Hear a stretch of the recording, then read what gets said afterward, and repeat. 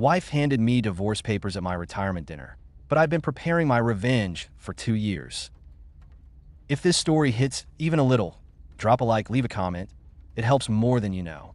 And if you're into stories about betrayal and karma, hit that subscribe. Let's begin. They handed me the crystal plaque with a standing ovation. 40 years of loyalty, vision, and leadership, the CEO said, his voice booming across the banquet hall. A man who built not just a company, but a legacy. The applause hit like a wave, loud, cheerful, almost blinding. Glasses clinked. Phones flashed. Everyone in the room was celebrating me. Or so I thought. I scanned the room. Co-workers, board members, familiar faces smiling, raising champagne flutes. And then I saw her. Clara, my wife of 32 years, dressed in a stunning dark green gown, hair pulled into a perfect bun, wearing the emerald necklace I gave her on our 20th anniversary. She was smiling. A calm, practiced smile, the kind that doesn't quite reach the eyes. I believed in that smile, right up until she stepped forward. At first, I thought she was coming in for a hug. Behind her, our kids, Ethan and Lily, followed. I smiled, thought, finally, the proud family moment. But instead of a hug, Clara handed me an envelope. Thick, cream-colored, heavy. You should read this now, she said. No emotion, just precision. Histoire de hair. Then, at the envelope, I felt it before I even opened it. The gut punch, the cold betrayal wrapped in formality. Divorce papers. On the night of my retirement party. I blinked. You're serious? I asked quietly. She didn't answer. Lily looked away. Ethan, my son, smirked. That goddamn smirk. Like this was a long-awaited joke, and I was the punchline. The applause faded. The lights blurred. I looked around and suddenly felt like a guest at my own funeral. I swallowed, nodded slowly, managed a bitter smile. Well, I said, not the worst surprise I've ever had. I turned and walked away from the crowd, ignoring the eyes on me, the hushed confusion. I poured myself a glass of scotch and sat in the corner, alone. To everyone else, I looked stunned, devastated, like I'd just been blindsided and had no idea what to do next.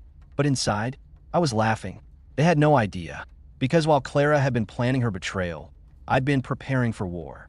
I sat with my glass, letting the ice melt slow.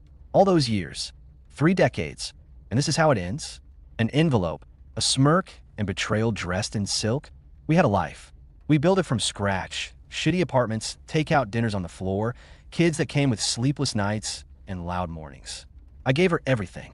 She said she wanted stability, so I built her a castle. She said she wanted time, so I buried my hobbies.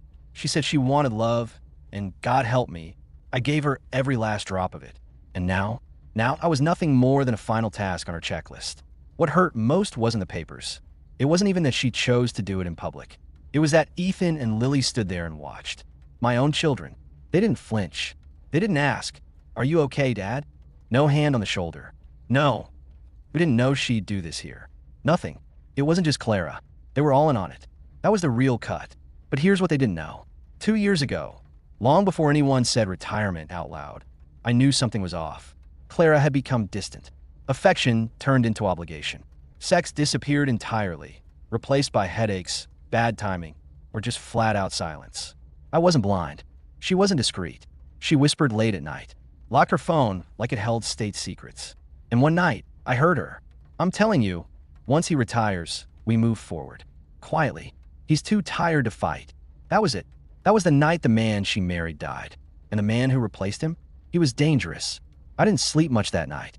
Just stared at the ceiling with a cold stillness in my chest. But I didn't confront her. I didn't explode. No, I got to work. For 6 months, I played the game. Smiled when she smiled.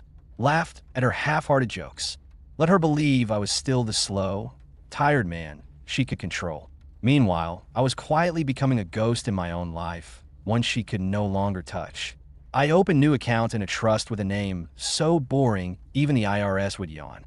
I liquidated assets she didn't know existed. The beach house she claimed was hers, sold 6 months ago to a shell company I owned. The stocks I bought when the company IPO'd, tied up in a generational trust Clara couldn't touch with a crowbar and a rocket launcher. I even took the time to update my will. Guess who's not listed anymore? My children. Not out of spite, but because loyalty isn't hereditary. It's earned. I wanted to give them the benefit of the doubt. I prayed they were just caught in the middle. But that night, watching Ethan smirk and Lily avoid my eyes, I knew they'd picked their team. That's when the cold turned permanent. The hearing came 3 weeks later. Clara showed up dressed like a widow at a charity auction. Subtle diamonds, dramatic black dress, the poor, abandoned woman look. Her lawyer looked about 12 years old and smiled like he was already spending her half of my estate. They didn't know I brought a monster. My attorney, McAllister, ex-prosecutor, gray suit, steel eyes, stood like a man about to bury a corpse, not argue a case. When the judge called us up, Clara's lawyer launched into some tale about emotional abandonment, my refusal to retire earlier, and her client's sacrifices as a wife. The judge barely blinked. Then McAllister handed over a binder the size of a phone book. Your Honor, I believe this speaks for itself. Inside, financial logs, transcripts, call records, proof of infidelity, misuse of marital funds, fraudulent loan signatures, even a lovely little invoice from her spa weekend, which she paid for using our daughter's education fund. Every lie laid bare, every receipt time-stamped, every betrayal printed in black and white. Clara's hands trembled as she flipped page after page. Her face drained like someone watching the stock market crash. Only this time, it was her future vanishing. I didn't say a word. When the judge finally ruled, it was with the gravity of someone swinging a gavel through bone. Prenup voided. Full ownership of my estate remains with me. Spousal support? Denied. All legal fees? On her. And the kicker, attempted marital fraud and asset manipulation noted for further investigation. The courtroom emptied slowly. Clara sat frozen. The lawyer who once beamed with confidence now refused to meet her gaze. Outside, the press had started circling like vultures.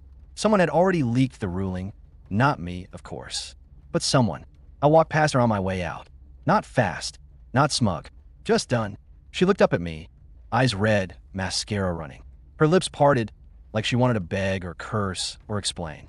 But all I said was, you should have waited until after the funeral. That was it. No mic drop. No finalinsalt. Just the truth, spoken with the same quiet finality my father taught me. Now I live alone, but not lonely. In a cabin my father left me. The one Clara wanted in the divorce. The one with the fireplace I rebuilt myself, stone by stone, after he passed.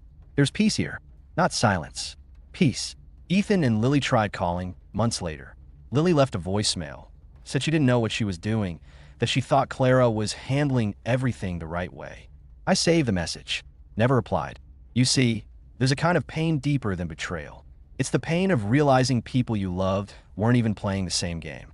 You thought you were building something together. They thought they were just waiting for your guard to drop. Well, it dropped.